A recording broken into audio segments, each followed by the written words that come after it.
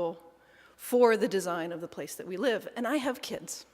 And like Bruce, I'm also incredibly embarrassed that this is what we've designed. And we designed this, like it or not. And we designed this. Talk about a landscape painting, right?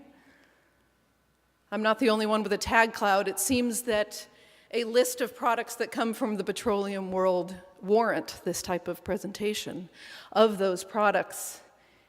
And that elephant in the room that we heard about in the very beginning today is a really true indication of how our world is impermeated with oil. Once we dug it up from 1,000 feet, 2,000 feet, 3,000 feet, I just learned the other day that the deepest well goes 13,000 feet beneath the soil surface. And we dig it up and we transform this very thin crust that creates our planet. And so today we've talked a lot about what does it mean to not have this, right? And it starts to become kind of scary. If you look around your room and like if I could do sort of the videography, make things gradually just disappear from our world, and then what are we all standing around naked in Toronto in the winter? Is that what our world might look like as it slowly vanishes from our space? And it sounds pretty terrifying. It actually looks very bleak and very dark. And as Bruce suggested, let's not make that assumption. Let's assume that we will have it, and let's be positive about how we use it, because that's really a scary space to be in. But what I offer you today is that it's actually just a very, very short time on this planet that there has been oil.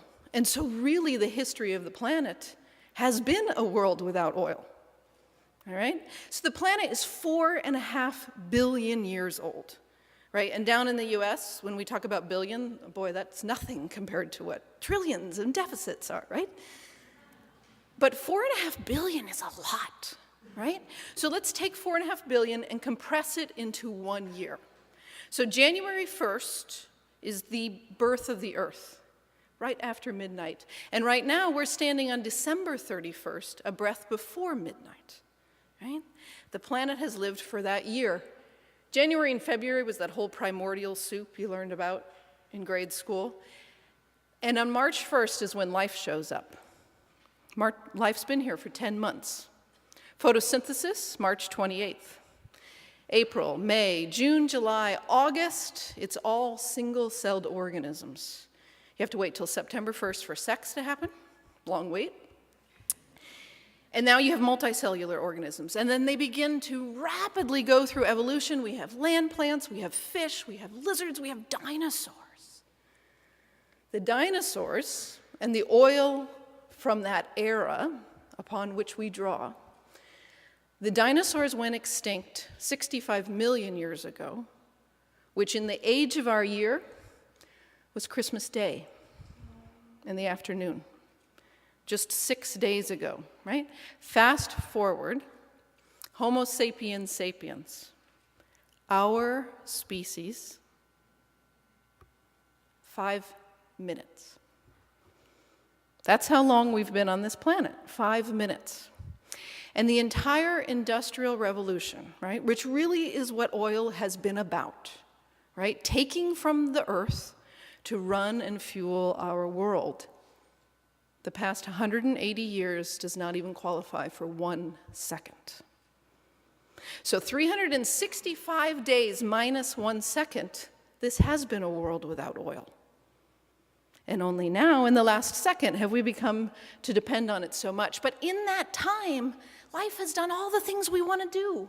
Moving entities around the planet, circumnavigating the globe, finding its way from place to place, fueling growth. What do we want? Life has done it.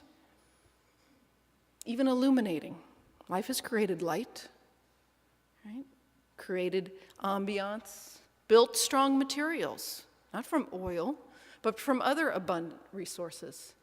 Provided structure, safety, shelter, security. even cradled contents, not with plastic peanuts, right? But kept things safe, spun resilient fibers. The spider web puts Kevlar to shame. Created amazing colors without petroleum-based inks.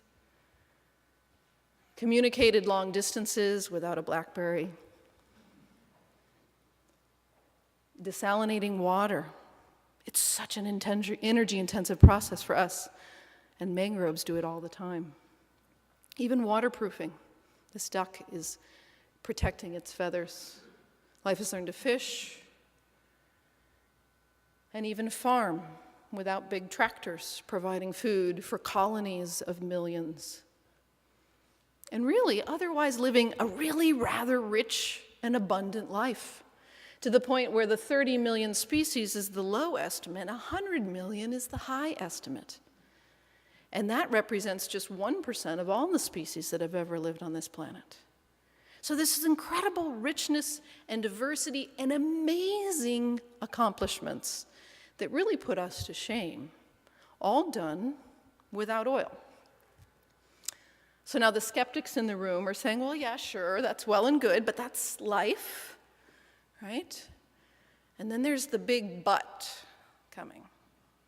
That sounds good, but we're here in our very urban, concrete environment, and life is out there, so we can't really bring those two things together. But we heard earlier that maybe that's what we need to do. Maybe we actually do need to find a place of remembering. So I'd ask you for just this moment here, as we're sitting here today, to imagine, all right? Just imagine the possibility if we do go back, when we do go back, should we go back to what the first 365 days were like without oil. So imagine a world in which we make glue like this frog that's not made with petroleum, or the hippo secretes hipposudoric acid, turns out to be an amazing sunscreen and antibacterial component, right? Or this Texas horned lizard that can wick water from sand. It doesn't use oil to make a big pump to pull water from deep in the Earth's crust. Imagine a world in which we designed objects to last just as long as they need to. This box fruit can float at sea for 2 years, and then it biodegrades. Or optimizing the way we pack objects together, like the seeds of a sunflower. Or a redwood can actually pump water 300 feet against gravity using sunlight alone. No pumps, no motors, no engines, no oil. Imagine a world in which we have amazing, vibrant colors that are permanent, non-toxic, no heavy metals, no oil, and can change when you need them to change, like the chameleon, or opportunities to grow and expand, like a fern head, or respond to the forces of wind and waves and be adaptable. That's the world I want to live in. That's the world I want to pass on to my kids. That's the kind of world I think we can be proud of when we know that we can create a world that looks like that.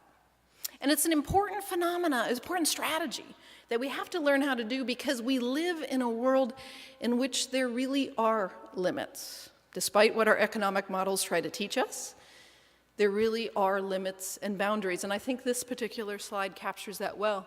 If you look at the glass marble on the left, that little blue ball, that's all the water. There